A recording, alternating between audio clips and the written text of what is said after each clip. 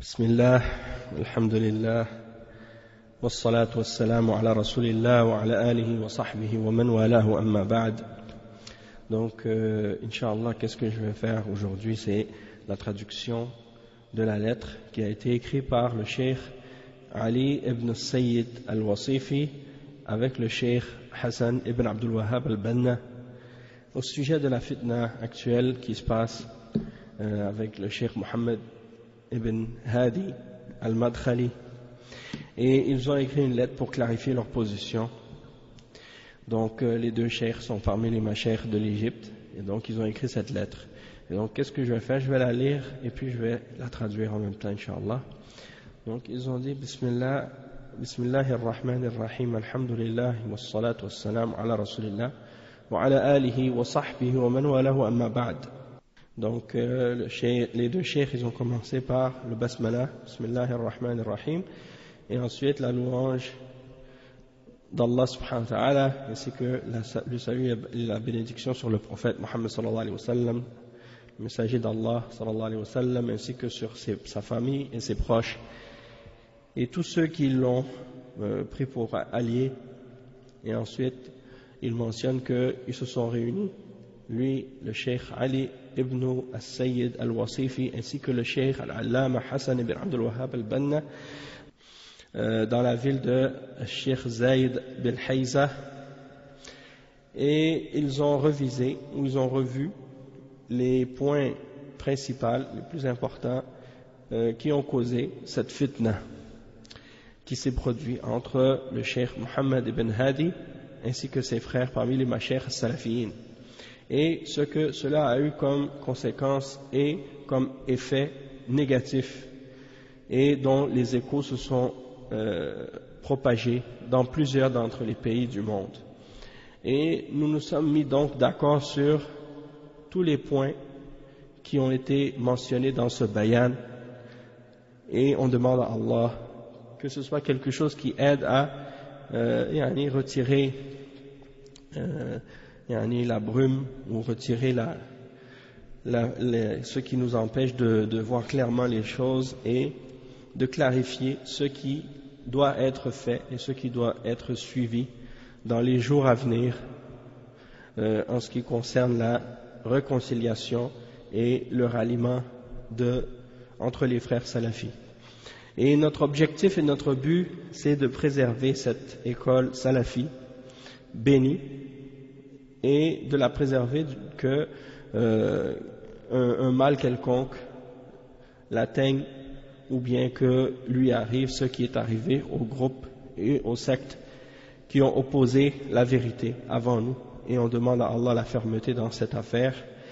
Et ensuite le cheikh il dit, donc les deux mashayikh ils ont dit, il y a eu un bayan qui a été propagé au sujet de certains frères excellents parmi les grands tullab al-ilm, qui ont mis en garde contre les mashayikh de l'Égypte à cause du fait qu'ils n'ont pas fait apparaître une position claire au sujet de la fitna qui se produit actuellement entre le Cheikh Mohammed bin Hadi al-Madkhali et d'autres parmi les salafiyin, parmi les mashayikh et les tullab ilm qui sont connus pour leur salafiyya et qui l'ont défendu durant une longue période et pendant longtemps.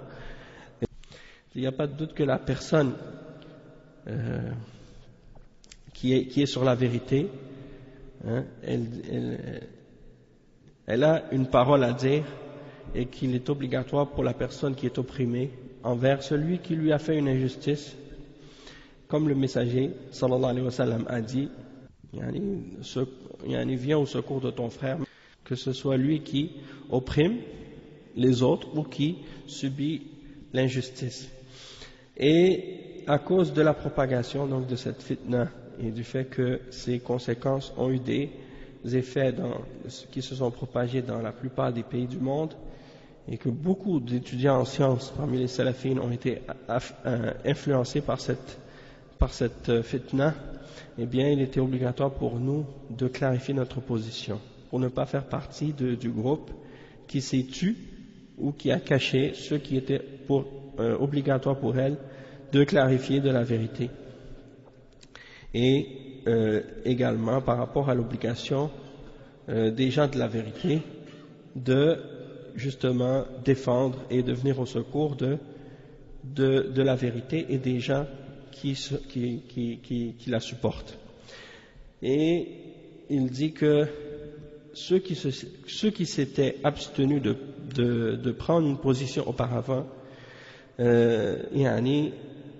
souvent la raison pour laquelle ils n'avaient pas pris de position, c'est parce que ils n'avaient pas une bonne conception, ils n'avaient pas compris clairement la réalité de cette fitna et tous les liens, toutes les choses qui y sont reliées.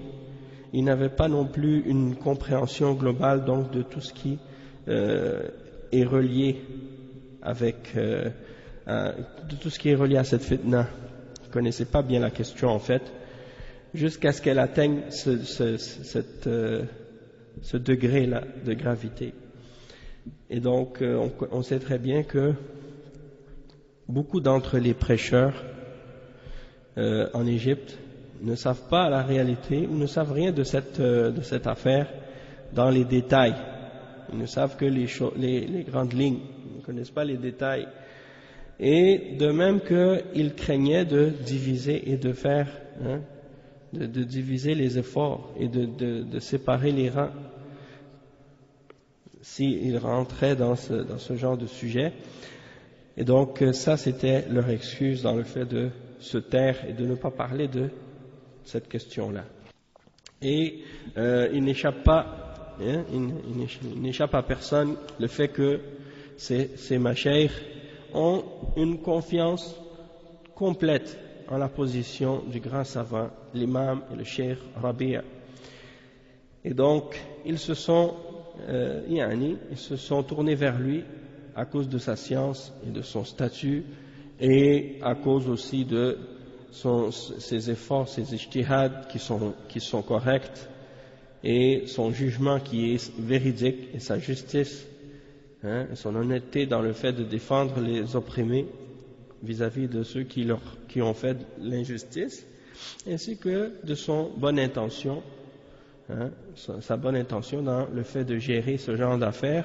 Donc ils ont confiance en sa position et ils ne sont pas en train de le suivre aveuglément dans cela, puisque le cheikh a jugé d'un jugement en se basant sur ce qui leur a été présenté et ils ont été satisfaits de son jugement. Et ce sont donc des règles essentielles à connaître pour connaître la vérité, que personne ne peut se passer. La vérité, c'est que, ça c'est qu'est-ce que nous pensons, mais bien entendu c'est Allah qui les jugera, c'est Allah qui sait leur situation réelle, mais nous pensons qu'ils ont voulu réunir les salafiyyin et les rattacher et les rassembler sur la vérité et repousser toute la fausseté avec toute la clarté possible. Et Inch'Allah, il dit, ils sont avec tous ceux qui font des efforts pour atteindre l'union et l'unité et tout ce qui peut ramener à réaliser cette union et cette unité. Et en se basant sur cela, nous disons que le fait que nous étions tus et qu'on n'avait pas parlé c'est-à-dire on n'avait pas parlé et on n'a pas réfuté Cheikh Mohammed bin Hadi al-Madkhali, et le fait qu'on s'était tu par rapport à cette réfutation-là ne signifie pas que nous étions satisfaits de sa voix ou de sa façon d'agir dans cette dispute. Le cheikh il dit et moi, le cheikh Hassan al-Banna, le cheikh Hassan Abdul Wahhab al-Banna, j'ai clarifié que Muhammad ibn Hadi était dans l'erreur dans son comportement et dans ses accusations contre ses frères salafis, lorsqu'il les accuse sans aucune preuve ni évidence, que la vérité est avec le cheikh Rabi' dans cette position-là, de façon générale. et que la méthode ou la voie de Ibn Hadi, on ne l'a jamais connue chez les imams des salafs qui nous ont précédés, dans la façon d'agir avec les gens de la sunna lorsqu'ils font une erreur dans une question quelconque, ou lorsqu'ils sortent du droit chemin sur un point quelconque. Parce que plusieurs d'entre les grands savants parmi les salafs, de même que parmi les khalafs, comme l'a dit Cheikh al-Islam, Ibn Taymiyyah, que lorsque certains d'entre eux sont tombés dans une bid'a quelconque pour une raison connue, et bien malgré ça, ils réfutent l'erreur en question, et ça se limite à une réfutation dans les domaines de la science et de la clarification des réalités des choses, sans rentrer dans les règles et les descriptions et de lancer des sobriquets et des surnoms pour dénigrer la personne en question, comme le font des gens de bid'a, en accusant les gens de la sunna d'être des anthropomorphistes ou des gens de tajsim ou des choses de ce genre, ou bien les appellent des al-hashawiyya ou des choses comme ça. Pourquoi? Parce que il y a un grand danger dans le fait d'agir de cette manière pour la umma.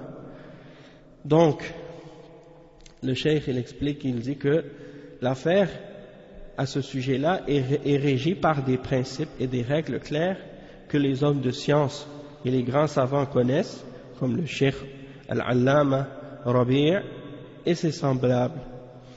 Et donc, nous avons trouvé donc que le cheikh Mohammed bin Hadi al-Madkhali a pris une description qui a été employée par un des imams des salafs, l'imam Sha'bi, et qu'il a utilisé pour qualifier les gens de bid'a qui sont à la base des innovateurs et des gens de bid'a, et il a utilisé cette appellation ou cette expression pour l'affirmer ou l'attribuer à des gens qui sont parmi les grands savants salafiyyin. Et donc, qu'est-ce que c'est cette appellation-là? C'est en fait, comme le cheikh il le dit ici, l'imam al-Sha'bi il a utilisé l'appellation de Sa'afiqa pour définir ou pour qualifier ceux qui nient ce que le prophète sallallahu alayhi wa sallam a affirmé, ou bien pour affirmer ce que le messager sallallahu alayhi wa sallam a nié, et pour interpréter ces paroles d'une manière complètement fausse. Donc, l'imam al-Sha'bi, il a appelé les gens d'innovation, il a appelé les innovateurs des Sa'afiqa. Le mot Sa'afiqa, c'est le pluriel du mot Su'fuq. Su'fuq, comme les ulama l'ont expliqué, c'est des ignorants en fait. Et ils ont utilisé cette appellation-là à la base pour définir ou pour qualifier des gens qui vont au marché avec les commerçants, mais qui n'ont pas de capital, n'ont pas d'argent. Donc ils rentrent avec les commerçants pour faire du commerce, mais ils n'ont pas d'argent eux-mêmes. Et ils n'ont pas de marchandises non plus.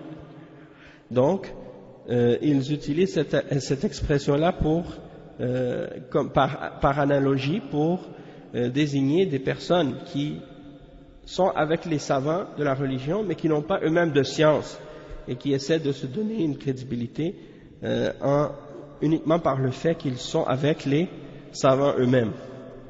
Donc, l'imam al-Sha'bi, par exemple, qui a utilisé cette appellation-là pour désigner les innovateurs, et lui, Mohammed bin Hadi, qui utilise, le cheikh Mohammed bin Hadi, qui utilise cette appellation-là pour qualifier des savants parmi les mashayikh salafiyyin et leur retirer toute science.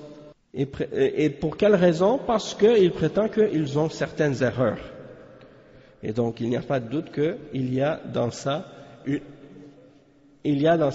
beaucoup d'erreurs, parce que il y a un grand danger. Pourquoi? Parce que il y a de l'extrémisme et de l'exagération. Et si on applique ce comportement-là, eh bien ça peut amener même à détruire ou à éliminer tous les symboles de la da'wa salafiyya, sunniya, dans tout le monde musulman, parce que personne n'est exempt d'erreur, ni Mohammed bin Hadi, ni quiconque parmi les salafis dans le monde, parce que tous les musulmans salafis, même les gens qui sont sur la salafie, ils peuvent faire des erreurs, et ils peuvent se tromper. Et salafi, qu'est-ce que ça signifie? Ça vient du mot salaf, et salaf ça veut dire ceux qui nous ont précédés, et quand on désigne ceux qui nous ont précédés dans l'islam par rapport à cette appellation-là, on désigne les sahaba et ceux qui ont étudié avec eux, c'est-à-dire les 3 premières générations, et ceux qui les ont suivis dans leur croyance et dans leur pratique de l'islam. Donc quand on parle des salafs, de la Ummah, on parle des sahaba et de ceux qui les ont suivis dans leur voie et dans leur compréhension des textes. Donc, comme le cheikh il explique ici, il dit que tout le monde peut faire des erreurs. Et Mohammed bin Hadi lui-même, lui compris. Et donc, étant donné qu'il n'est pas possible, donc il dit que ولا يمكن أن ينزع خطأ واحد أو عدة أخطاء نتجت من اجتهاد عالم من العلماء المشهود لهم بالدين والدراية العلم بالكلية أي نعم ويطلق عليه لفظ السعفوق الذي لا علم له كما يطلق على المتكلمة وأهل البدع الأصليين. Donc c'est ça, ici le cheikh il explique, il dit on ne peut pas retirer aux savants qui ont fait une erreur ou plusieurs erreurs en se basant sur un ijtihad, un effort qu'ils ont fait, un effort sincère de trouver la vérité, mais qui se sont trompés dans cet effort-là, et à cause de cette erreur, alors que ce sont des savants qui sont reconnus pour leur religion, et pour leur connaissance et leur compréhension de la religion, et de leur retirer l'appellation de la science, ou de la relation qu'ils ont avec la science, et de les appeler des sa'fouq, ou bien des sa'afiqa, c'est-à-dire ceux qui n'ont aucune science, et d'appliquer sur eux cette appellation-là comme on l'applique aux gens de kalam et aux gens de bid'a, qui sont à la base sur l'innovation et la bid'a, et non sur la sunna, ni la salafiyya. Donc, ça c'est une injustice totale. Il dit, وَلَمْ يَصِفْ أَحَدٌ الشيخ Mohammed bin Hadi. Donc, aucun d'entre les mashayikh ont qualifié Mohammed ibn Hadi, le cheikh Mohammed bin Hadi, par ce qualificatif-là, ou par cette appellation-là, c'est-à-dire as-sa'afiqa. C'est-à-dire, on n'a pas appelé le cheikh Mohammed bin Hadi lui-même de sa'afiqa, alors qu'on sait très bien que lui aussi il a des erreurs. Mais pour quelle raison ils se sont abstenus d'utiliser cette appellation-là pour parler de lui, malgré ses erreurs? Parce qu'ils veulent éviter eux-mêmes, et se préserver eux-mêmes, de tomber dans cette voie qui est dangereuse et glissante, parce qu'il doit y avoir une distinction dans la façon d'interagir et dans la façon de se comporter envers les gens de bid'a et envers les gens de la sunna, lorsque des gens de la sunna se trompent. C'est-à-dire qu'on doit faire une distinction entre l'erreur qui est faite par les gens de bid'a et l'erreur qui est faite par les gens de la sunna. Puisque les gens de la sunna, c'est des gens qui à la base ont accepté cette méthodologie du prophète sallallahu alayhi wa sallam et des sahaba, et s'ils sont tombés dans une erreur quelconque, eh bien c'est parce qu'ils ont fait une erreur dans leur ijtihad. Tandis que les gens de bid'a, eh bien ils se tiennent à la base sur des fondements qui sont déviés et erronés. Et donc si ils font des erreurs, eh bien c'est pas seulement parce qu'ils ont fait une erreur dans leur jugement ou dans leur quête de la vérité, mais c'est parce qu'ils ont une erreur dans la base même de leurs principes et de leurs fondements, ce qui fait que en général ils sont toujours sur l'erreur, puisque ils sont sur l'innovation et la bid'a à la base. Donc c'est pour ça que les savants ils distinguent dans la façon d'agir envers les innovateurs et envers les gens de la sunna lorsqu'ils font une erreur. Et il dit que c'est pour cette raison-là que nous avons fait preuve de patience et que nous sommes nous avons attendu et patienté avec lui pour qu'il revienne. Et il n'est pas revenu. Et nous lui avons donné le bon conseil, mais il a refusé d'accepter le conseil. Et il a persisté à ne pas appeler à l'union et à ne pas se rassembler avec ceux qui appellent à la sunna. Et ce qui a eu comme conséquence par rapport à ses actions ici, c'est cette grande fitna qui s'est propagée à cause de son comportement.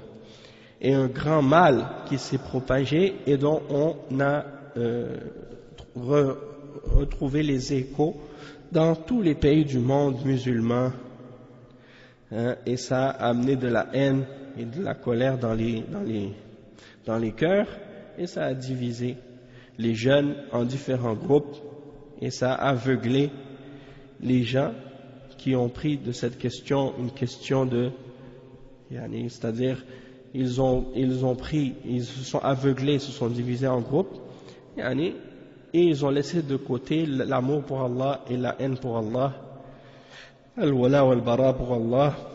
Et donc on a vu apparaître l'ignorance de beaucoup d'entre les débutants dans la quête du savoir, et des jeunes qui ignorent les règles de la réfutation de ceux qui s'opposent à la vérité, et sans parler de leur ignorance du comportement à adopter lors des divergences.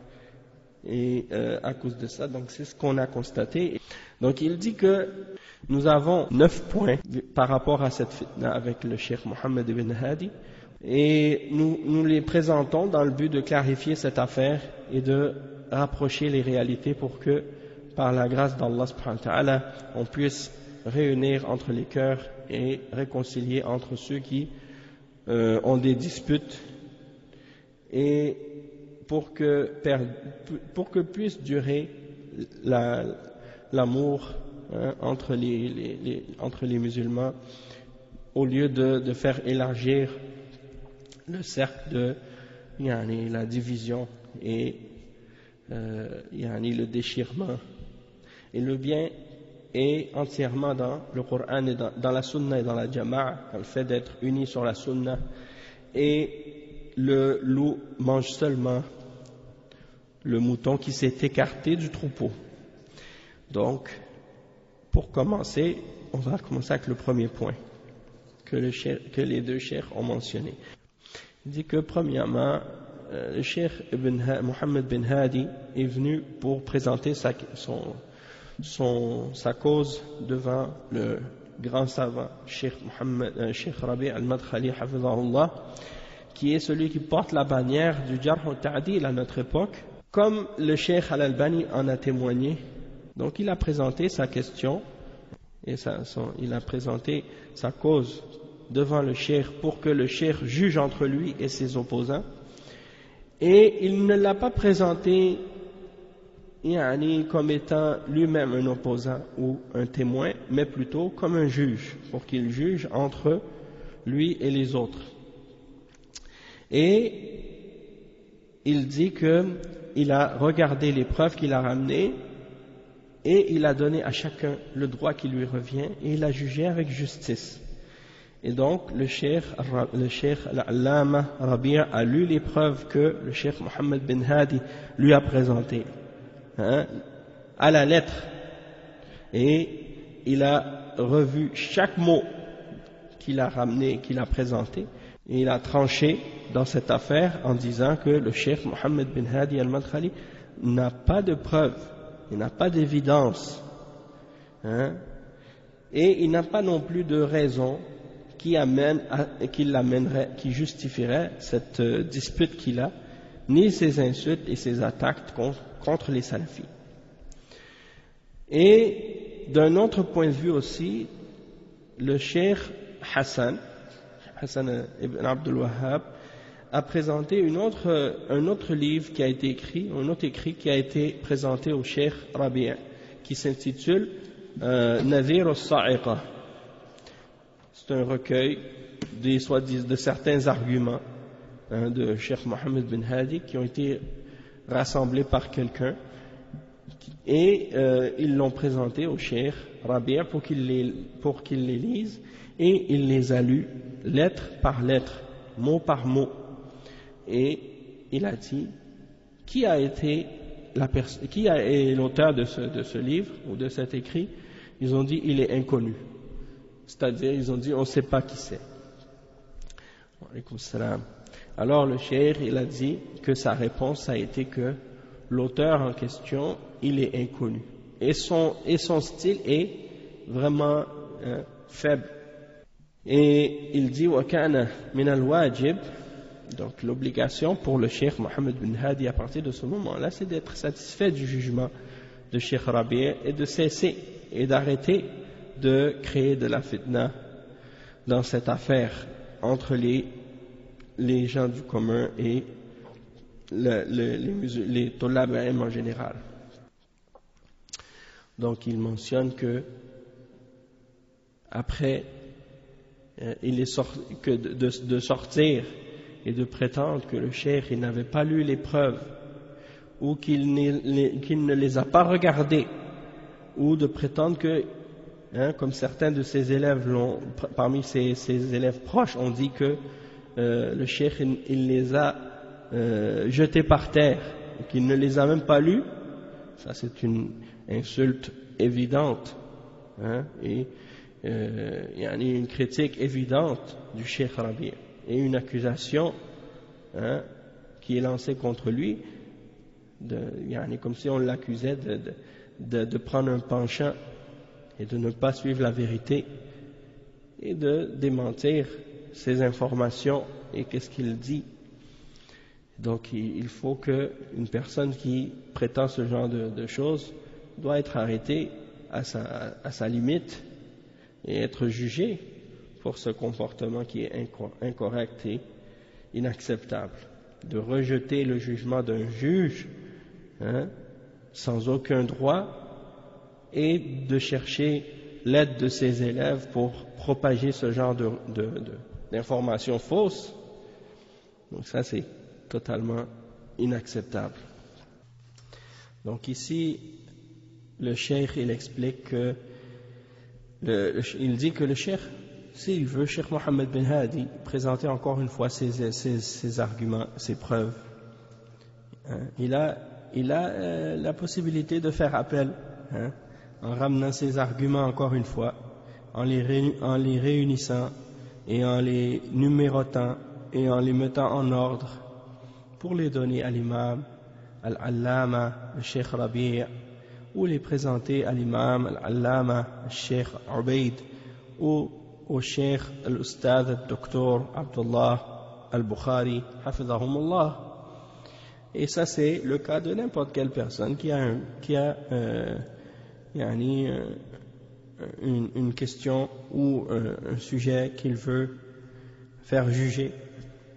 Donc n'importe quelle personne qui prétend quelque chose par rapport à un cas ou une cause qu'il a, il peut représenter ses arguments, mais il ne l'a pas fait. Tout ce qu'il a fait, il n'a pas fait ça. Il n'a pas fait non plus comme les Khawarij l'avaient fait à l'époque, lorsque Abdullah ibn Abbas est venu pour leur demander leurs arguments et qu'est-ce qu'ils reprochaient à Ali ibn Abi Talib radiyallahu anhu. Et donc ils ont présenté leurs arguments. Ils ont dit, il a combattu, il n'a pas pris de prisonniers, il n'a pas pris d'esclaves, et il a pris des juges, il a pris des hommes comme juges dans la religion d'Allah. Et également ils disent qu'il a retiré pour lui-même la description ou le nom de Amir al-Mu'minin, c'est-à-dire il ne s'est pas appelé Amir al-Mu'minin. Alors eux c'était ça leurs arguments, et donc ils ont présenté qu'est-ce qu'ils avaient, et Abdullah ibn Abbas a répondu. Donc lui, Cheikh Mohammed bin Hadi, il n'a pas fait ça. Qu'est-ce qu'il a fait plutôt? Il a délaissé, il s'est écarté de Cheikh Rabi' et il l'a délaissé, et il s'est écarté du côté de ses élèves et des gens du commun qui sont avec lui, Et pour augmenter le niveau de dispute et de conflit, hein, il les a accusés. Il a accusé ses opposants d'être des ignorants et d'être des sa'afiqa, et il a laissé les gens chercher par eux-mêmes, hein, dans un océan de ténèbres, des ténèbres qui sont superposées les uns par-dessus les autres, comme des gens qui recherchent de l'eau dans un mirage. Donc il les a laissés sans leur donner de preuves, et il leur a dit que il leur a dit voici les preuves. Il les a laissés comme ça. Il leur a dit voici les preuves, et il a laissé la porte ouverte à des ignorants de venir et lancer des accusations et insulter les salafis, et ainsi de suite. Il dit jusqu'à maintenant, il n'a rien amené. Jusqu'à maintenant, et il n'a rien amené comme parole, excepté des petites coupures d'audio qu'il a ramené comme ça, et qu'il a essayé de ramener comme preuve ou comme argument contre ses opposants, comme le font certains des gens du commun contre les grands ulama. Il n'y a pas de doute que le savant il peut se tromper, il peut faire une erreur des fois, il fait une erreur d'inattention, sa langue précède son intention, et puis il dit quelque chose sans s'en apercevoir, qui est erroné, mais il n'y croit pas, c'est pas sa croyance, c'est seulement une erreur d'inattention. Et ce genre d'erreur, ce sont des gens d'erreur qui peuvent arriver à n'importe qui, et c'est déjà arrivé justement au cheikh Mohammed bin Hadi lui-même, comme lui a fait remarquer une fois un de ses élèves, Abdul Aziz al-Jazairi, dans un de ses cours, lorsqu'il faisait l'explication d'un livre, et il a mentionné que le Coran est créé. Mais ça, c'est certain qu'il n'avait pas l'intention de dire ça. C'était pas ça son intention, et c'est pas ça sa croyance. Mais c'est, comme on dit en arabe, sabqu lisan. Sa langue, elle a dit quelque chose que lui, en voulant dire qu'il n'a pas dit ça intentionnellement, c'est une erreur. Et c'est ainsi que donc ce genre de choses peuvent arriver à n'importe qui. Et donc lui, c'est ce qu'il fait, il prend une parole d'un de ses opposants et il la classifie parmi les erreurs, et il dit parce que il dit que ce sont des erreurs dans les fondements du tawhid et de la sunna.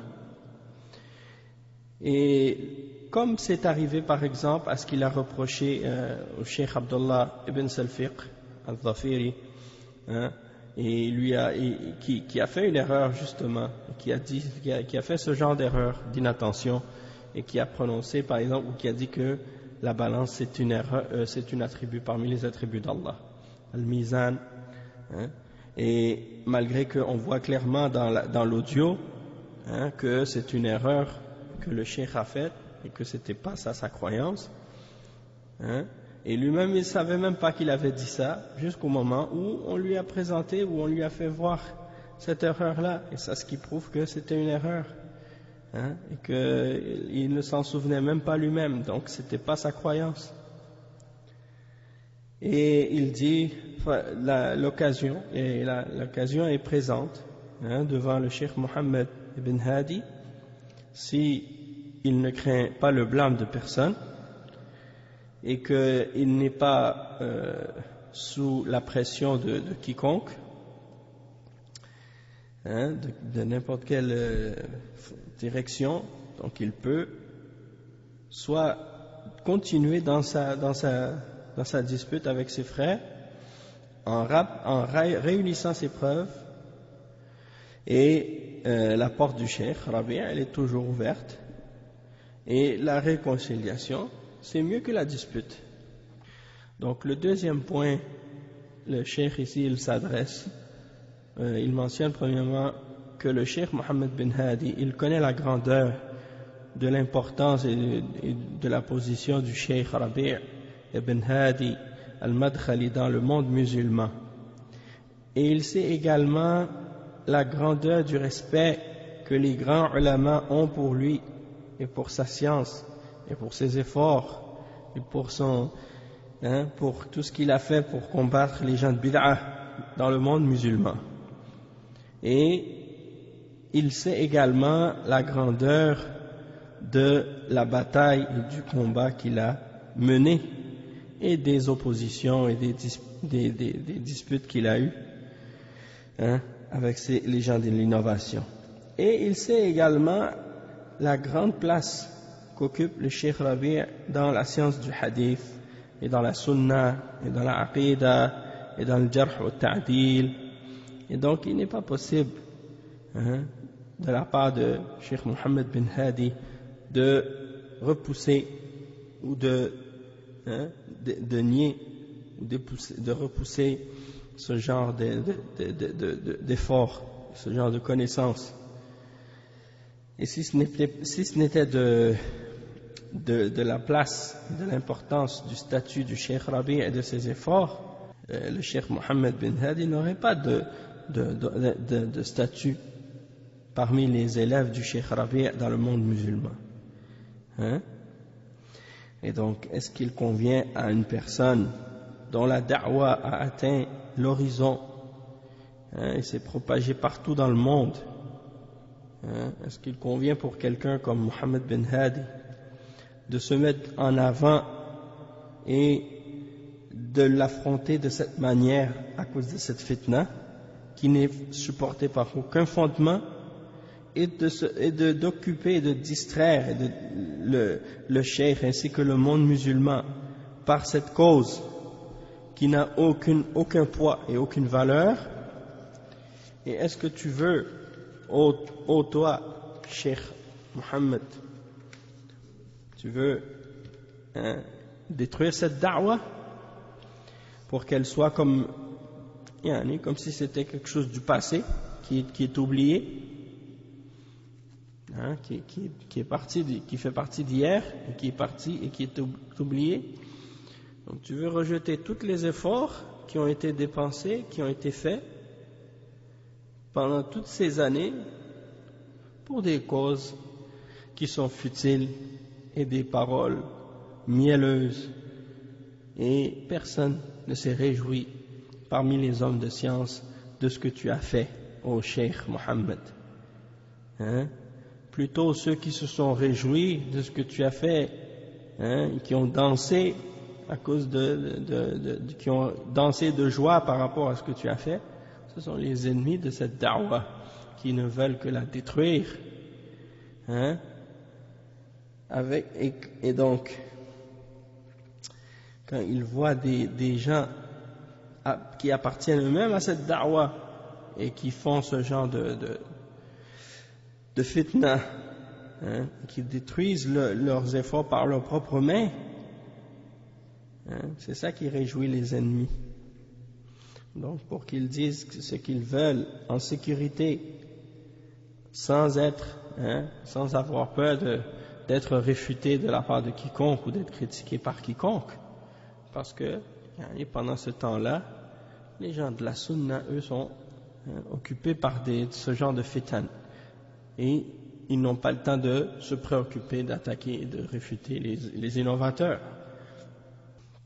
Donc le cheikh il termine ce deuxième point là en disant que tu as présenté ce grand savant dans une image de quelqu'un qui est hésitant et qui est confus et qui ne juge pas par la vérité et qui ne regarde pas les preuves, et donc tu as, en faisant ça, tu es allé jusqu'à donner une occasion pour tous les innovateurs et tous les gens de bid'a du passé, de leur donner l'occasion de faire tomber les règles que le cheikh avait établies, que ce grand savant avait établies à leur sujet. Et ces règles qui avaient été établies et basées sur des preuves, et des témoignages et des indices, pour que par la suite ils disent il nous a jugés injustement et il nous a accusés de choses dont nous étions innocents. Donc tu as réalisé pour eux ce que eux-mêmes n'ont jamais été capables de faire pendant des jours et des années dans le passé. Ils n'ont jamais réussi à dire ou à attaquer le cheikh de cette façon comme toi tu l'as fait. Hein? Donc tu es rentré dans le rang de ses élèves et tu as établi une dispute pour aucune chose que uniquement des intérêts personnels et des disputes personnelles qui n'ont aucun lien avec la aqidah, ni avec le tawhid, ni avec le manhaj. Et si on suppose qu'il peut y arriver de la part de certains parmi les prêcheurs salafis des erreurs, et si toutes ces erreurs-là sont arrivées de la part de certains, comme tu l'as dit, comme tu l'as prétendu, eh bien, qu'est-ce qu'il faut faire? C'est d'essayer de faire la réforme. Et ça, c'est plus facile que de réformer les innovateurs, les gens qui sont à la base dans la bid'a. Et dans la douceur, il n'y a que le bien. Et la science, c'est le lien de parenté entre les gens de la science. C'est le lien qui nous rassemble. Donc le cheikh, il mentionne comme le point numéro 3 ici que il dit tu as créé une animosité, ô toi le cheikh, ô toi cheikh Mohammed, tu as créé une animosité entre les salafiyyin à travers certains messages qui ont été envoyés sur Twitter, sur les réseaux sociaux, comme qu'est-ce qu'on appelle les sites de Twitter et Facebook.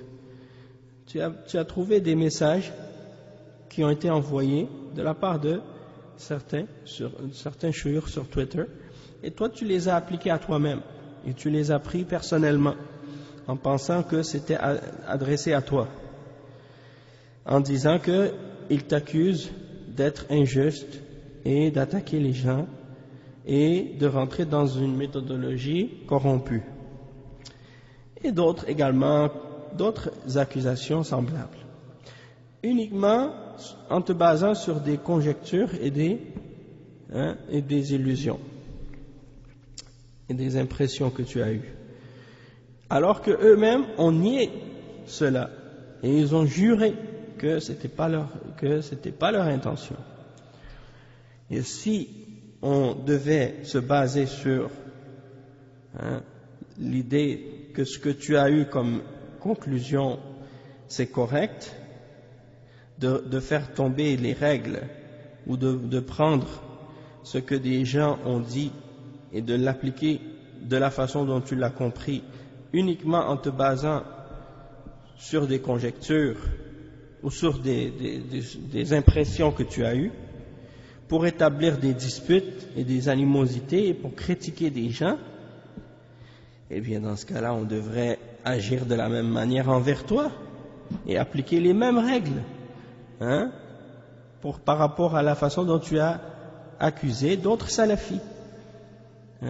De même que quand on prend tes paroles qui sont des paroles générales dans lesquelles il y a des attaques et des insultes et qui ne sont pas expliquées ou clarifiées ou qui ne sont pas explicites, on ne pourrait les comprendre que comme étant des attaques envers le Cheikh Rabi' et le Cheikh Ubaid et d'autres également. Mais bien entendu, les gens raisonnables, ils ne vont pas, ils vont pas suivre les preuves et les causes de cette manière, mais ils vont prendre les paroles qui sont explicites et qui sont claires et directes, et ils vont donner l'importance aux droits d'Allah avant toute chose, et ils ne vont pas mentionner leurs droits personnels, leurs droits à eux. Au contraire, ils vont faire charité de leurs droits personnels et excuser lorsqu'il s'agit de leur propre honneur pour défendre et supporter la sunna et la religion et pour repousser la fitna. Et on a dans les exemples de nos salafs, dans leur façon d'agir par rapport à ces exemples-là, ce qui nous suffit comme exemple pour clarifier cela. Donc, le cheikh il explique ensuite que le cheikh Mohammed bin Hadi, il dit, tu as lancé des sobriquets envers un grand nombre des grands tullab ilm salafiyin, parmi les compagnons des grands mashayikh en Arabie Saoudite, comme le cheikh Rabi' et le cheikh Ubayd et le cheikh Abdullah al-Bukhari et d'autres également, en les appelant des sa'afiqa et en les accusant d'ignorance et de ne pas avoir de science, alors que ces grands ulama, cheikh Rabi', cheikh Ubayd, cheikh Abdullah al-Bukhari, ils font des tazkiyah pour ces grands tullab al-ilm, et ils les glorifient, ils font leurs éloges et ils les défendent. Est-ce que tu veux faire tomber l'effort de ces savants? Est-ce que tu veux faire en sorte que les gens s'écartent de ces grands savants et les laissent seuls sans aucun élève, sans aucun effort, sans da'wah? Est-ce que tu veux les faire tomber leurs efforts de ces grands ulama dans toutes ces années passées qu'ils ont fait à cause de cette guerre que toi tu as établie, dans laquelle tu es rentré et dans laquelle tu n'as tenu compte d'aucun lien, ni de voisinage, ni de lien d'accord dans le manhaj, dans la sunna. C'est-à-dire même lorsque des gens sont en accord avec toi dans le manhaj, dans la sunna, ça pour toi c'est pas important. Tout ce que tu as tenu compte, c'est de vouloir faire la guerre à ces gens-là. Et tu leur fais la guerre comme si c'était des gens d'innovation, des gens qui sont à la base dans la bid'a et qui n'avaient aucun engagement et aucun mérite, aucun honneur, aucun respect. Et tout ça à cause des disputes et des événements qui nécessitent eux-mêmes des preuves, des témoins, des indices que toi tu n'as pas été capable de présenter. ومع ذلك لم تستثن أحدا منهم بالعلم والفهم والدراية فمن يبقى إذا كان طلاب هؤلاء الأئمة على هذا الوصف من سيأخذ عنه العلم ومن سينشر الدعوة. Donc le cheikh il dit, et malgré ça tu n'as exclu personne parmi les hommes de science et de compréhension et de connaissance de la religion. Tu n'as laissé personne. Alors vers qui les élèves vont se retourner? Vers qui les gens qui va rester dans ce cas-là? Si les élèves de ces grands imams sont dans cette description-là que tu as mentionnée, que ce sont des ignorants. Et de qui va-t-on prendre la science? Et qui va propager cette da'wah? Et nous comprenons dans les questions qui ont rapport avec la réfutation des opposants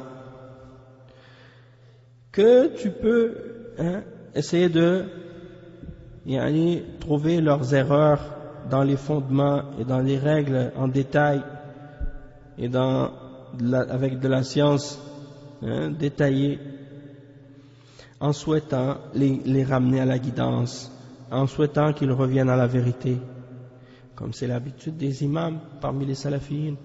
Dans le passé, on ne peut pas comprendre comment tu es arrivé à vouloir même faire tomber une école en entier, comme si c'était l'école de Al-Amidi qui avait été établie pour enseigner la philosophie et la logique et la théologie basée sur la philosophie.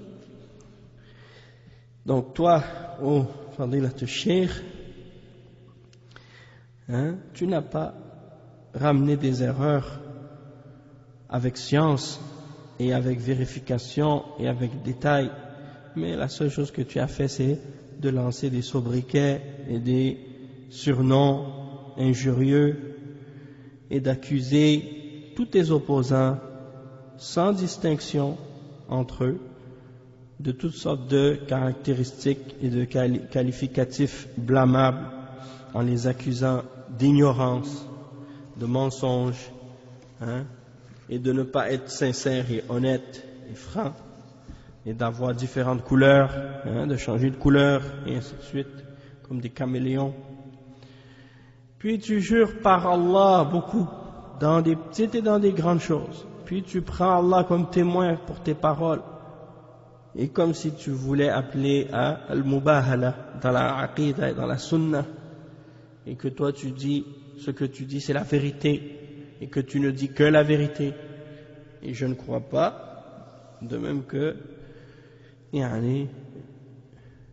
personne également, personne, il dit je ne crois pas, de même que personne ne croit que tu es infaillible de faire des erreurs, ou d'oublier, ou d'être indifférent ou insouciant, de te tromper, ça peut arriver à tout le monde. Et je ne crois pas également que ceux que tu as accusés de ces caractéristiques et de ces qualificatifs, d'être ignorants et autres, d'être des sa'afiqa, je ne crois pas qu'ils sont tous tombés dans ce que tu as dit. Et je ne crois pas que quelqu'un d'intelligent peut croire cela. Donc tu accuses certains d'entre eux de mensonges, puis ensuite tu les fais tous rentrer dans les rangs des sa'afiqa. Et tu dis ce sont des menteurs, par Allah ce sont des menteurs, ce sont des gens qui changent de couleur, et tu jures par Allah que ce sont des gens qui changent de couleur, c'est-à-dire c'est comme des caméléons, ils ne sont pas sincères. Et tu accuses des innocents sans crime, qu'ils n'ont commis aucun crime. Et certes, Allah il ne veut pas blâmer une personne pour le crime d'un autre. Et Allah il dit dans le Coran, وَلَا تَزِرُ وَازِرَةٌ وِزْرَ أُخْرَى. Allah ne va pas faire porter à une âme le poids d'une autre, du péché d'un autre. Et l'exemple de Yusuf alayhi salam, à ses frères, lorsqu'il a dit à ses frères, lorsque ses frères lui ont dit prends un d'entre nous à sa place, et il a dit non, je cherche refuge en Allah de prendre quiconque autre que celui chez qui nous avons trouvé nos affaires, sinon nous serions injustes. De punir un innocent, c'est de l'injustice. Inna ramyatullab madrasatin, d'accuser tous les élèves d'une école en entier d'être des sa'afiqa, d'être des ignorants, d'être des innovateurs. C'est pas comme si tu accusais certains élèves, et surtout quand il n'y a aucune raison derrière et aucun objectif derrière qu'on peut comprendre, excepté l'intention de vouloir faire tomber par cela les shuyukh de ses élèves, les shuyukh de ses élèves. De la même manière que Ibn Aqil il dit, lorsque les Rawafid ont insulté les Sahaba du messager d'Allah sallallahu alayhi wa sallam, c'était uniquement pour insulter et attaquer la charia, parce que si ceux qui portent la charia sont des kuffars, ceux qui nous ont amené la charia, si eux ils sont des kuffars, dans ce cas-là la charia elle est fausse. C'est ça l'intention derrière. C'est pas d'accuser seulement les élèves, mais d'accuser les shuyukh eux-mêmes. Le point numéro 4, al-waqfatu rabi'a. Il dit, et je ne crois pas qu'il t'échappe je ne crois pas qu'il va échapper à quelqu'un comme toi la nécessité de tenir compte des bienfaits et des méfaits et des conséquences de l'ordre et des choses qu'on fait dans le fait d'ordonner et d'interdire, et ce qui en découle comme mal, si c'est un mal qui est plus grand que le bien, alors selon le consensus des savants cela n'est pas permis. Hein? Mais on a vu que dans ton opposition de certains salafis, et dans le fait que tu les accuses d'être des sa'afiqa, et d'être des gens qui ont de l'ignorance, et qui changent de couleur comme les caméléons, ou bien qui ont des mensonges, hein, qui sont des gens du mensonge, tu n'as tenu compte ni de la fraternité, ni des liens de parenté, ni le manhaj qui te réunit à eux, et tu n'as tenu compte d'aucun bienfait, ni d'aucun méfait, et tu n'as pas tenu compte non plus qu'ils avaient des gens qui les suivent, et qui allaient être affectés, et qui allaient être influencés par cela, et qui allaient fuir de toi. Tu n'as pas tenu compte non plus, tu n'as pas fait de distinction entre les conflits pour la dunya et les conflits pour la sharia. Et tu as fait de toutes ces choses, hein, tu les as toutes mis dans la catégorie des disputes religieuses. Et il découle de ce genre de comportement un désordre que seul Allah connaît. Et le bien que tu penses, obtenir dans la sincérité, il n'en a découlé qu'un grand mal. Et ensuite le cheikh dit, tu as fait des efforts pour contacter et de faire et parler avec tous les centres de sciences, hein, et les centres qui suivent le cheikh Rabi' et son école, pour essayer de créer des disputes et des conflits, et allumer des disputes et des conflits, et des conflits chez des gens qui n'ont aucune connaissance de ces questions-là, et qui ne sont pas du tout concernés par ces choses-là, jusqu'au point de les diviser, hein, et de les séparer en groupes, et de faire rentrer dans leur cœur de l'animosité et de la haine envers leurs frères. Est-ce que tu as un prédécesseur, hein, un salaf parmi les ulama dans ce que tu as fait? Un savant t'a précédé à ça? Il dit, j'ai vécu, moi, Hassan ibn Abdul Wahhab al-Banna, pendant des années dans cette da'wa, hein, près de 70 ans, et je n'ai jamais vu une dispute entre les ulama et les tullab al-ilm comme j'ai vu de ta part, hein, ce genre de conflit. Et est-ce que tu as vu un homme comme Ibn Taymiyyah, rahimahullah, ou bien des savants de sa catégorie emprunter ce genre de dispute dans la da'wa, avec ce genre de méthode et ce genre de conduite envers les gens qui sont en opposition avec la da'wa, et sans mentionner, si c'est le cas, comment Ibn Taymiyyah n'a jamais agi comme ça avec ses opposants. Alors que dire avec les gens de la sunna qui sont à la base sur la sunna, et commencer à les accuser d'ignorance et d'être des sa'afiqa comme tu l'as fait avec tes frères, hein, dans tous tes cours c'est devenu que tu insultes tes frères salafis et tu les accuses, et en leur lançant des sobriquets et des surnoms, hein, détestables et blâmables, alors que je t'ai interdit de le faire, et je t'ai dit, utilise des termes, utilise des mots qui sont droits, mais tu n'as pas tenu compte de ma nasiha, hein, de mon conseil, et tu n'es pas revenu jusqu'à ce que la situation arrive au point que tu as même lancé des accusations d'adultère contre une personne innocente dans son honneur, hein, en l'accusant de perversité et d'adultère dans une des maisons parmi les maisons d'Allah. Est-ce que cela convient à une personne qui appelle à l'islam et qui est connue et qui est important et qui veut guider les gens vers la vérité et les faire revenir de la fausseté? Et on voit que Cheikh l'Islam Ibn Taymiyyah, parfois il réfutait des imams parmi les gens de la sunna et des gens d'ijtihad, qui sont tombés dans plusieurs d'entre eux sont tombés dans des innovations sans savoir, et il leur expliquait la vérité et il leur retirait les ambiguïtés. Et on n'a jamais vu de sa part qu'il mettait en garde contre eux ou qu'il parlait mal à leur sujet, mais il était doux envers eux et il leur cherchait des excuses. Et Allah sait que il dit pourquoi? Parce qu'il sait que Allah subhanahu wa ta'ala pardonne à cette umma leurs erreurs dans la science et dans la pratique.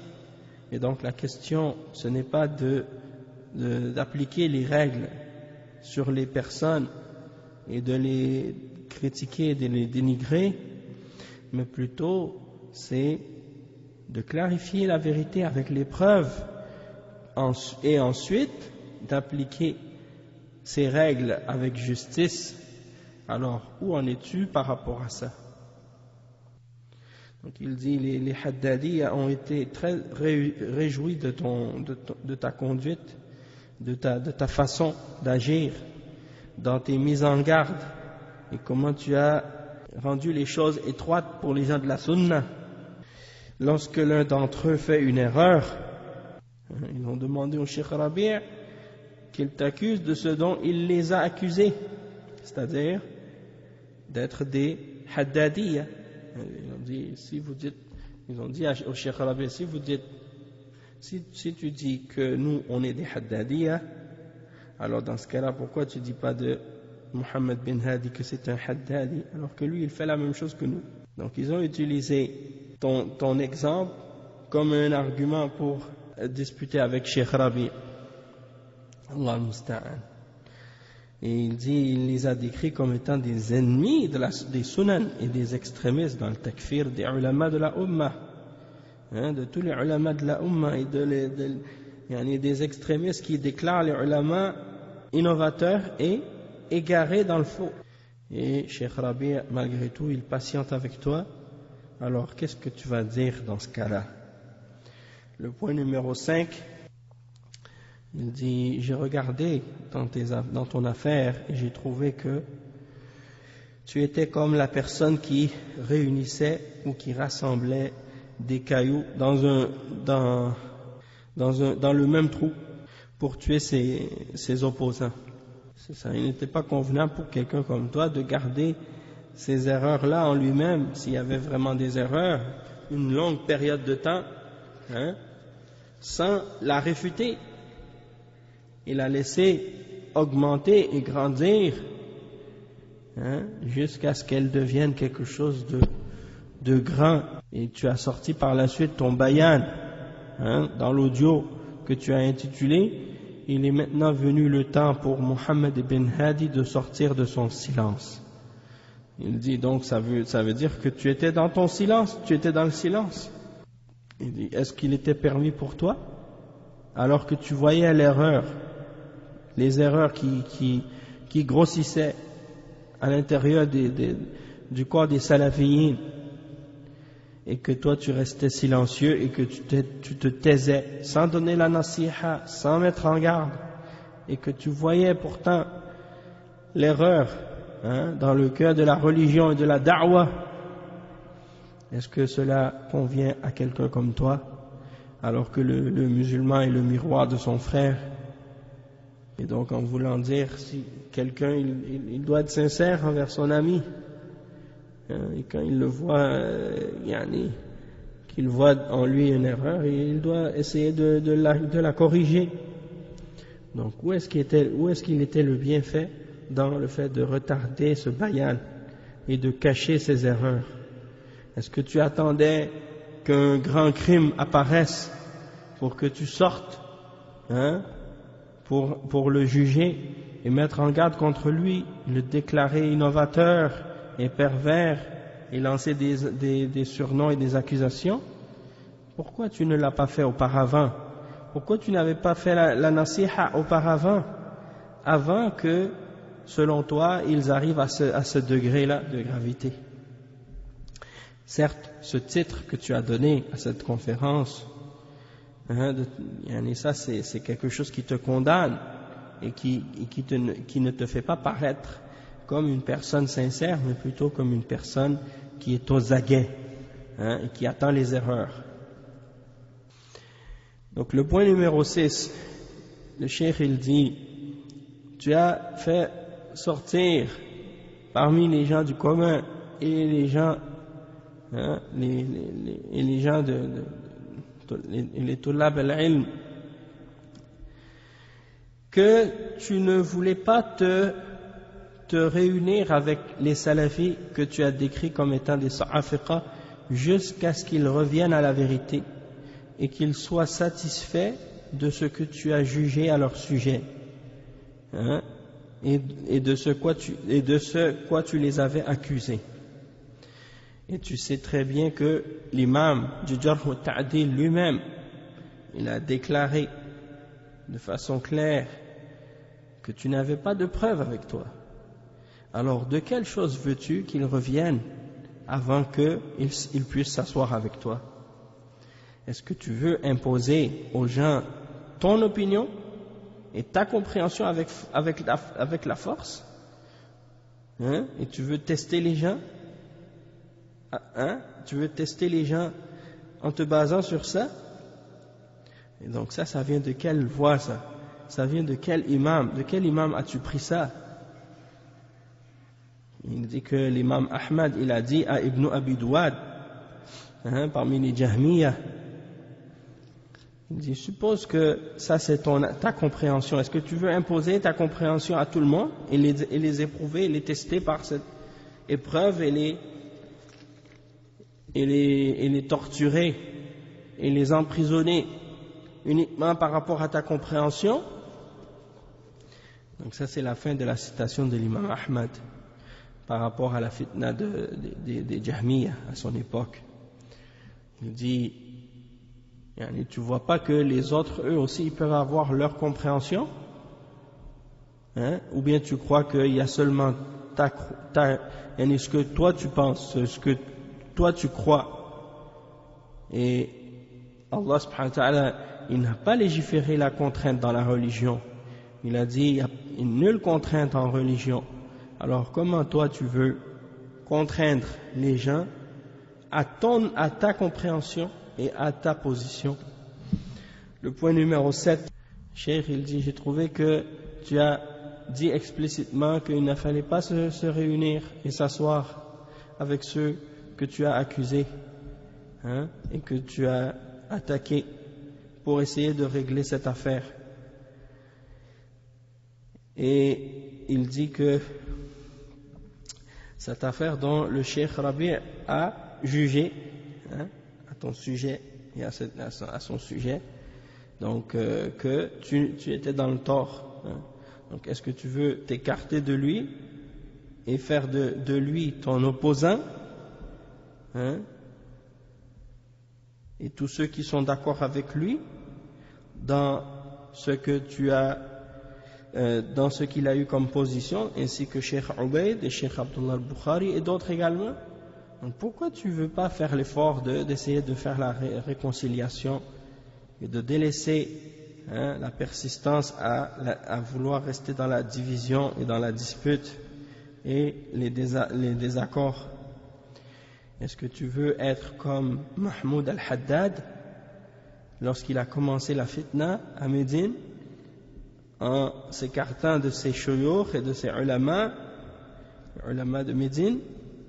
Ne sais-tu pas que la dispute entre les Hanabila et les Asha'ara, elle était à son plus haut point à l'époque de Cheikh al-Islam Ibn Taymiyyah et les périodes avant lui aussi, et c'est arrivé au point des insultes et même des combats entre eux, et Cheikh al-Islam faisait l'effort pour essayer de repousser la fitna et essayer de rapprocher les compréhensions vers la voie des salaf as-salih, en clarifiant que l'imam al-Ash'ari, il voulait défendre la voie des gens du hadith et des salaf, jusqu'à ce que les choses se calment et que les gens reviennent à la science comme voie et qu'ils cessent les disputes. Et donc comment tu refuses et tu persistes et tu insistes à ne pas vouloir qu'il y ait de réunion avec les salafis, et que les salafis, tous les salafis à l'est et à l'ouest du monde, et à l'est et à l'ouest de la terre, ils souffrent, ils souffrent à cause de toi, ils souffrent à cause de toi de cette attitude-là, et ils te demandent de faire la réconciliation et de régler cette affaire. Donc, le point numéro 8, qui est l'avant-dernier point, il dit que les preuves qui sont obligatoires pour les gens de suivre doivent être des preuves éclatantes, comme le soleil en plein ciel, dans lesquelles il n'y a aucune noirceur et aucune ambiguïté, aucune tache de noirceur ou de ténèbres. Et on a remarqué que tes arguments, la plupart d'entre eux sont de la deuxième catégorie, c'est-à-dire de la catégorie de ceux dans lesquels il y a des taches de noirceur. Et donc, c'est suffisant pour mentionner et pour clarifier leur faiblesse, car elles sont réellement faibles, ces arguments. Et c'est pour ça que nous trouvons que dans tes réfutations scientifiques, il y a des manquements sur le plan des fondements et des règles. Et si tu veux, nous pourrions t'ajouter des paroles des imams de la sunna qui supportent cela, parmi les paroles des ulama. Et si on voulait également suivre tes erreurs de la même manière que tes élèves ont suivi les erreurs de tes opposants, eh bien tu ne serais pas exempt de ceux dont tu les as accusés les autres, c'est-à-dire de ceux dont tu as accusé tes opposants toi aussi. Mais nous pensons de toi du bien, nous avons de toi une bonne pensée et nous n'aimons pas te voir perdre ton statut et ta position. Puis en même temps, par la grâce d'Allah, nous sommes convaincus que les principes que le Cheikh Rabi' il a établis, qui sont tirés du Coran et de la Sunna et de la compréhension des salafs, sont plus fermes dans la science et dans la réalisation de la justice et plus déterminantes, plus axées sur la charia que toi.